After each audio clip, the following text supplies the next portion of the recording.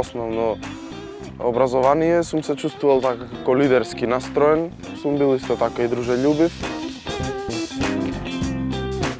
Кога почнав да учам средно образование, се вклучив во невладени организации, во некои проекти, дали поддржани од УСАИД, дали од други фондации. Ова игралиште прво е плод од средношколците во Прилеп. Учествуваа на проект кој беше финансиран од УСАИД. Истиот ги поврза со општината на градот Прилеп. По дискутирање долги состаноци на младите, да речам, преку брейнсторминг, бура на идеи, се предложи ваков парк и општината го прифати и го изгради. Бев скептик, бидејќи си мислев зошто, например, општинава нас би не слушала, но тоа и беше целта на проектот да се слуша гласот на младите. Имавме соработка со, мислам дека советник во општината беше работник.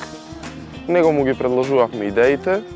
Советникот се консултираше со градоначалникот на Прилеп, па потоа имавме повратна информација и имавме, да речам, цело време фидбек имавме двострана комуникација со општината. Кога ќе си го донесам јас мојот миленик, моето куче во парков, ми е убаво, бидејќи порано сум го шетал само, да речеме, низ градов, покрај реката или низ центарот на Прилеп, а овде сум како згрижен, можам и да си седнам и да си одморам и да си шетам моето куче. Искрено парков е добар и за социализација и на сопствениците на миленици. Например, овде се раѓаат многу пријателства, како меѓу миленици, така и меѓу сопственици.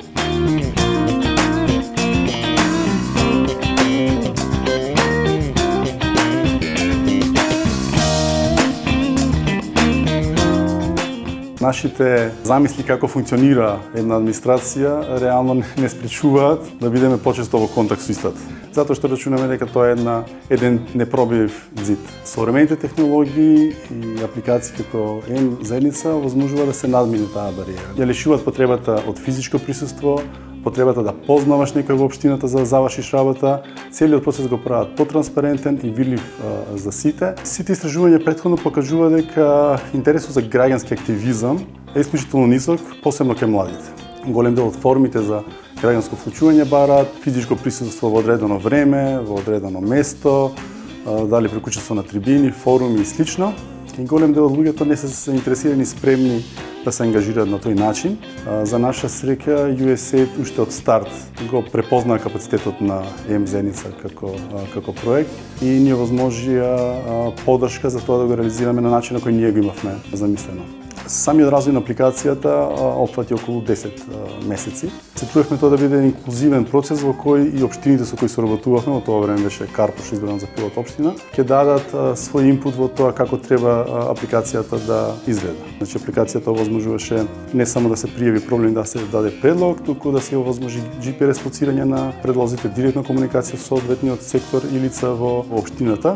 Овој процес во 2019 година беше препознаат од European Youth Award фондацијата и М-заедница беше избрана за најдобро дигитално решение за граѓански активизам за млади во 2019 година. Значи преку М-заедница граѓаните имаат можност на лесен начин да искомуницираат со лицата во општината, да поднесат барање, да аплицираат за субвенции и слично.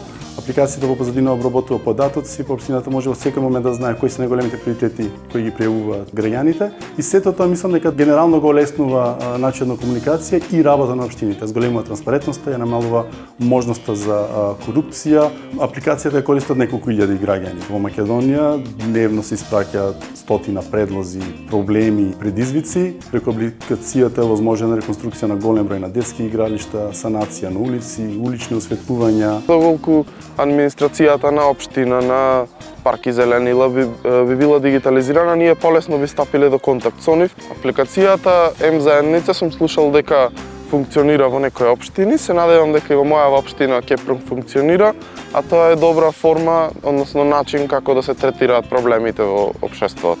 Секој граѓанин со основен телефон може да ја инсталира апликацијата и на наједноставен начин да ја пристапи на општината со своја идеја и предлог како сака општината да изгледа. Сега веќе нема изговори дека е тешко да ја пристапиш на локалната администрација, дека треба да познаваш некого внатре.